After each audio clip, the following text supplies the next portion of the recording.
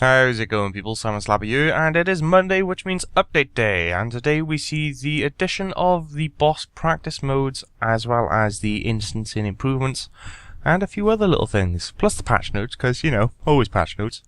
So, let's get started then. So, boss fights are exciting, challenging, and the source of some of RuneScape's shiniest loot.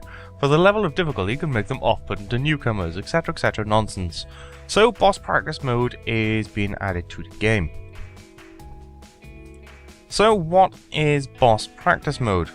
Well, this practice mode, let's be fair. In essence, it's basically you go to, let's say, God Wars Dungeon, and you want to go and poke Bandos, but you're not sure if you can kill it. Well, you can go to Bandos and get your kill count, and you enter the little, like, interring room, and when you go to click on the door in order to enter, there'll be an option there, something along the lines of, would you like to do practice mode? You go ahead and select yes. And you can then enter the practice mode and you'll have it for a period of time. And you can go in and you can practice stabbing Bandos in the face. You will not get any XP whilst inside practice mode. You will also not get any drops whilst in practice mode. However, any food, brews, potions or anything else in your inventory whilst you are doing it will be used up and you will not have it returned. The bonus to this practice mode is if, for example, you are doing this Bandos practice mode and you go in there and you happen to die, instead of being just straight up dead and then given your grave timer and then disappear somewhere randomly in the world and you've got to come all the way back up, you will appear back inside that interring room with whatever you currently had in your inventory, so you can re-enter straight away to try it again. And that is pretty much boss practice mode in a nutshell. So practice mode instance, officially what they say, all deaths within said instance is safe. You will not lose items by being killed. There will be no cost to start or maintain the instance. Hardcore Iron Man characters may die in a practice instance without losing their status. Familiars persist through your death. There are of course some limitations within practice mode. No XP will be given, no drops or rewards are given. Kills do not count towards Slayer or Soul Reaper assignments, and hard mode fights cannot be attempted within practice mode. To help you prepare, the Beast interface has been updated with a learn button that will give you details of each of the boss's special attacks and tactics. You can also access a boss's learn page by clicking the image in the instance system interface. Practice mode instance is the perfect place to break into bossing or brush up your skills if you are rusty. So there we go. That, in essence, is practice mode. It doesn't cost anything. You can go in, you can try poking stuff in the face, and when you die, you just reappear just outside the instance with whatever you had left in your inventory. And your familiars will not disappear if you do die within the practice mode itself. So there we go. Some of you may find this useful. You can go ahead and poke a couple of bosses you haven't done before. Which leads us into the next little update that is coming along. And that is improvements to instancing on bosses across the board. So there are a number of other updates to boss instancing that will make your experience smoother and simpler all around. First off, the instance system interface has been streamlined and spruced up so everything you need is immediately to hand in one panel, including the options for practice as well as the hard mode toggles. Instead of it being just a little chat option where you then select to either enter the room, start a private, join an existing, etc, you will now have an actual full window and you'll have all the options shown to you there. You will also have a new option called Rejoin, which allows you to re-enter your last instance, even across game updates and logouts, as long as it's got more than 10 minutes remaining within the instance itself. So what this means is, let's say, for example again, you go up to poke Bandos right in the poking eye, and after 30 minutes you run out of supplies because you're a lowish level attempting Bandos, for example. Well, normally, before this update, you would then have to go to your bank, restock, come all the way back up, and then you'd have to create a brand new instance, cost you another 200k. That is no longer the case. Basically, you can go back to your bank, come back up, and as long as your instance still has at least 10 minutes remaining, you can rejoin it without having to pay anything extra and take advantage of that full instance that you did pay for. So that is the thing. So the other thing is helping new players getting rewards. This is a new kind of system they plan to add and it'll be coming very soon. Basically, those who help inexperienced boss battlers hone their skills will gain a few benefits. When a non-practice mode boss goes down with 10 or more... let's start again. Basically, you go into a boss with you and someone who's never done the boss before, for example. When a non-practice mode boss goes down, anyone with 10 or more kills on that boss who makes it into the top 15 damagers will receive 1 point for each person who has fewer than 10 kills, who also makes it into the top 15. So what this means is, let's say you got a friend who's maybe just started or never really bothered bossing. Me, for example, where I've got like 1 kill for every boss. And we go in and we go poke Bandos, and let's say you've got at least 10 kills at Bandos, whereas I've only got 1. Because we're the only 2 people in there, we will be within the top 15 damage dealers when we do kill Bandos. And for every kill, up to my 10th kill, you will gain a point which you can then spend to buy some things with the Quartermaster down in Lumby. As you earn points, you will unlock certain things such as the Mortarboard Head Override, the Master title, or Cornelius the Owl the Follower pet. For someone learning bossing, there's nothing better than a seasoned pro showing them the ropes. These rewards are a thank you for those willing to lend a hand.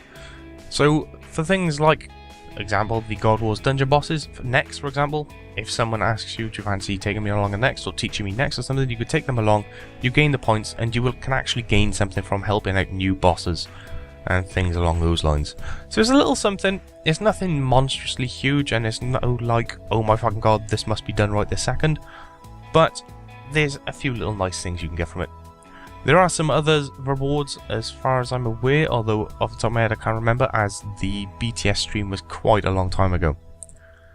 So other stuff, you have the Dark Lord pack going to Solomon's store, and there you go, it's kind of like Skeletor, but brown and stuff. So if you like cosmetic stuff, you can go ahead and buy that. That's entirely up to you. So in other news, the in-game clock now has 2 new functions. Countdowns to D&Ds marked as favourites and to the daily, weekly and monthly global resets can be seen by clicking the button to the clock's left. Notifications for upcoming JMod events will also be seen by clicking on the exclamation mark on the upper right of the clock.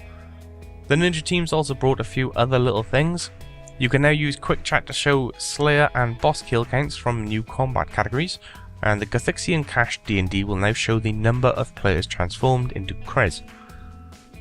So, in essence, that is the main update today. So it's the instances being fixed as well as boss practice mode being added. And from what I remember, which doesn't seem to be mentioned here, so whether or not it does come along with this update, I am not aware yet because I haven't jumped in game. They also planned to make every single boss in the entire game instanceable. So you could go up to DKs and you would have an instance version of DKs when you used to click on the ladder to go ahead and enter. Same deal with pretty much everything else that currently doesn't have an instance. Corporal Beast, for example. You could go in there and instance it and go poke Corp in the face. Whether or not that's a thing, I'm not sure. I'd have to log into game. But yeah, those are your updates, people. So that leaves us with the patch notes. And there's quite a few. So I guess we'll go into these then, shall we?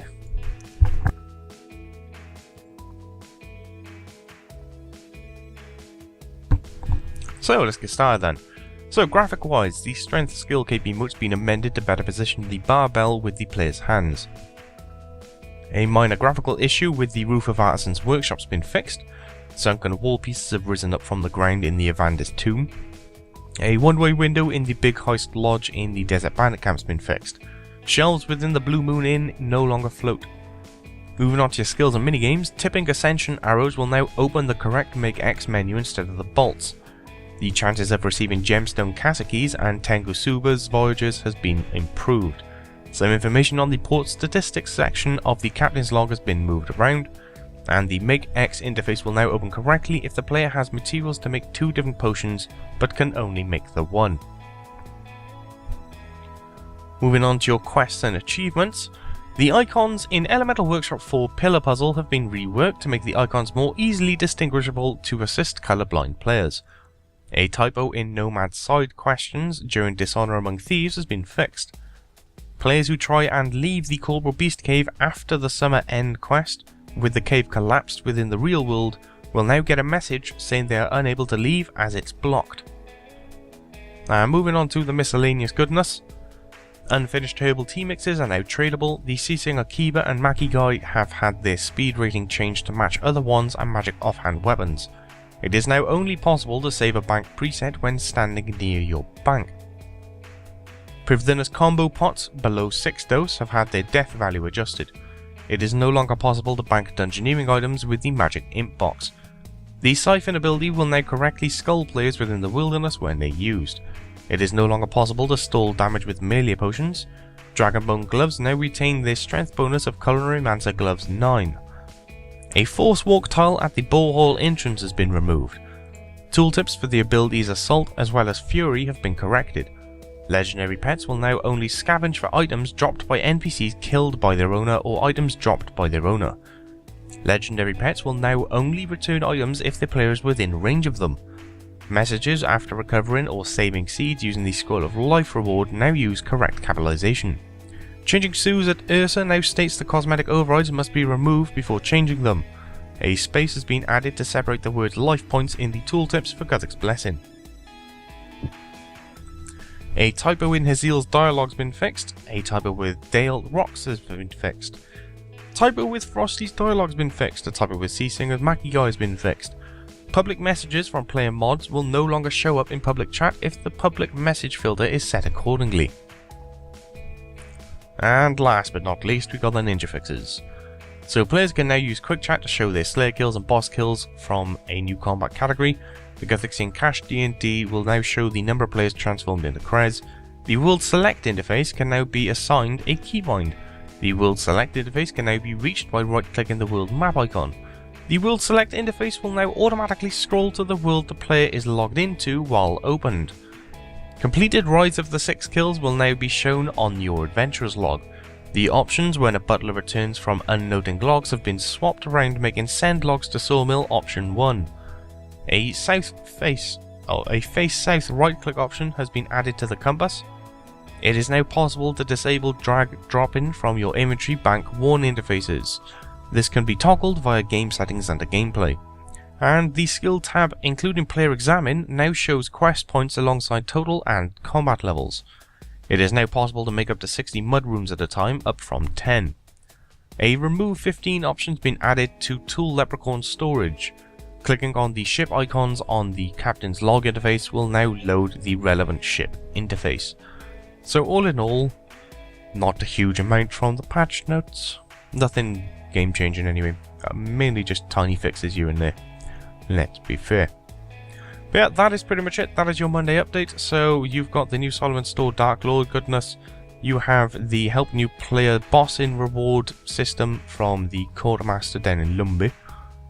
The boss instancing improvements, being able to add an entire new window so it's nice and easy when you actually go to bosses now, and practice mode is a thing. There we have it. That is your Monday update, people, and you've now been informed. So with that said, I will catch you all later. Have a good one.